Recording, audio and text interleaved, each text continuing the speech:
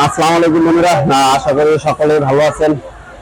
তো আল্লাহর রহমতে আপনাদের দোয়ায় মোটামুটি আল্লাহ পাক আমারে ভালো রাখছে। তো শীতের দিন অফিসে আছি। অফিস এখন সরকারি ছুটির মধ্যে চলতেছে। সকাল 8টা থেকে 5টা, বিকেল 5টা পর্যন্ত ডিউটি। আসলে সকাল 8টা থেকে 5টা পর্যন্ত ডিউটি করে আগের মতো ঠিক মতো চলাফেরা করতে পারতেছি না, কারণ টাকার সংকট। সারা মাসে ডিউটি করে বেতনে 12-13 হাজার টাকা, এই বেতনে আসলে চলতেছে না বর্তমানে। প্রত্যেকটা ওয়ার্কারের কিন্তু একই অবস্থা, কারণ ঢাকা শহরে আমরা যারা চাকরি করি গার্মেন্টস সেক্টরে, এখানে কিন্তু আপনার কয়েকজন স্থানীয় লোক চাকরি করে, সব কিন্তু ভাড়াটিয়া মানে দূরের লোক। দেখা যায় আমরা এখন গাজীপুরে চাকরি করতেছি, গাজীপুরের থেকে বাহিরের লোকজন বেশি আছে, যেমন জামালপুর, দিনাজপুর, রংপুর, কুড়িগ্রাম, এসব অঞ্চলের লোক কিন্তু গার্মেন্টসে বর্তমানে বেশি চাকরি করতেছে। তো আসলে যারা স্থানীয় তাদের কথা কিন্তু আলাদা। যারা স্থানীয় দরিদ্র মানুষ আছে তাদের কিন্তু একটা দিকে সেফ আছে যে আপনার রুম ভাড়াটা লাগে না। রুম ভাড়া 4,000 টাকা। 4,000 টাকা কিন্তু আমরা যারা গার্মেন্টস শ্রমিক আছে আমাদের কাছে অনেক কিছু। এই 4,000 টাকায় আমার কাছে দিন হয় মাঝে মাঝে 4 লক্ষ টাকা। অর্থাৎ তাদের 4,000 টাকা যে বাইসা যায় তারা মোটামুটি চলতে পারে। কিন্তু আমরা যারা দূরের লোক আছি, যারা ভাড়া থাকি, মাস শেষে 4,000 টাকা রুম ভাড়া গুনতে হয়।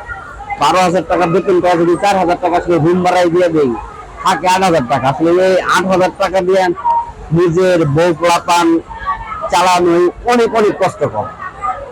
নিজের বউ বাচ্চা নিয়ে থাকাটাই এখানে অনেক কষ্টকর। মাস শেষে দেখা যায় আরো 2-3 হাজার টাকা টান পেলে দেখা।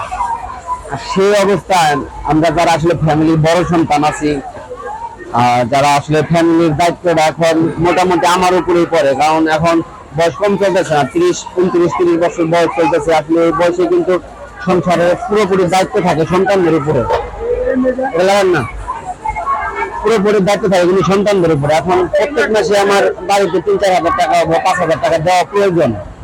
সেইখানে কিন্তু আমি 1 টাকা বাড়িতে দিতে পারতেছি না, বরঞ্চ আমি এখানে দেখা যায় যে ঋণে পড়ে থাকি। 2,000 টাকা মাসে 2-3 হাজার টাকা ধার করতে হয়, তাহলে সমস্যা না?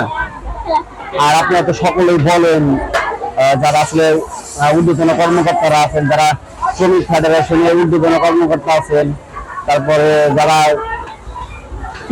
কি বলে যারা বিজিএম সদস্য আছেন, তারা তো অনেক ধরনের কথা কন যে না 12,000 টাকা বেতনে গার্মেন্টসের শ্রমিকরা অনেক আনন্দ আছে, অনেক ভালো আছে। এটা কি আসলে কোনোভাবেই সম্ভব না। এটা আপনার মিথ্যা অযথা চাপা মারেন, অযথা মিথ্যা মিথ্যা কথা বলেন যে শ্রমিকরা অনেক ভালো আছে। আমরা আসলে ভালো নাই, সত্যি সত্যি আমরা ভালো নাই। আমি তো একজন শ্রমিক, আমি গার্মেন্টসের কোনো ঊর্ধ্বতন কর্মকর্তা না, আমি একজন শ্রমিক। আমি যেহেতু এখন ভালো নাই, আমি অপারেটর, তাহলে আমি যে ক টাকা বেতন পাই আমার চেয়ে হেল্পাররা আরো 2-3 হাজার টাকা কম পায়, তাহলে তাদের কিভাবে চলে, তারা কিভাবে চলে এই চিন্তা কিন্তু একবারও বিজিএমের লোকজন আছে যারা, তারা কিন্তু চিন্তা ভাবনা করে না। তারা তো মাস গেলে 2-4-10 লাখ 15 লাখ টাকা করে বেতন পায়, তারা খুব স্বাচ্ছন্দ্য বোধ করে, তারা খুব ভালোভাবে চলতে পারে, কিন্তু আমরা পারি না।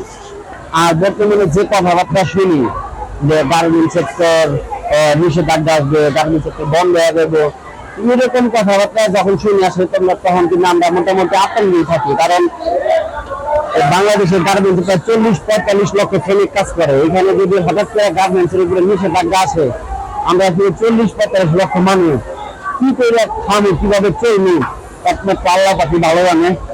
তো আল্লাহর উপর ভরসা করে চলাফেরা করি, কারণ যেহেতু আমি মুসলিম। আর সকলের কাছে অনুরোধ করলে, আমি যেহেতু গার্মেন্টস শ্রমিক, আমার কথাগুলো আসলে সকল গার্মেন্টস শ্রমিকের মাঝে পৌঁছে দিবেন, যাতে সবাই শুনতে পারে, সবাই সবার মনের ভাব প্রকাশ করতে পারে। আর গার্মেন্টস শ্রমিক যারা আছেন তাদের উদ্দেশ্যে বলি, ভাই আপনারাও আপনাদের যা মতামত আছে কমেন্টে জানাতে পারেন। আপনি আপনার ফেসবুক থেকে মানুষকে জানাতে পারেন যে আপনি আসলে কিরকম ভাবে চলতেছেন। পাশাপাশি ভিডিওটা শেয়ার দিবেন। আর যারা আমার চ্যানেলে নতুন, অবশ্যই আমার ইউটিউব চ্যানেলটি সাবস্ক্রাইব করবেন, এবং যারা ফেসবুক থেকে দেখতেছেন অবশ্যই আমার ফেসবুক পেজটি ফলো দিবেন, লাইক কমেন্টস করতে ভুলবেন না। ভালো থাকবেন, সুস্থ থাকবেন। আসসালামু আলাইকুম।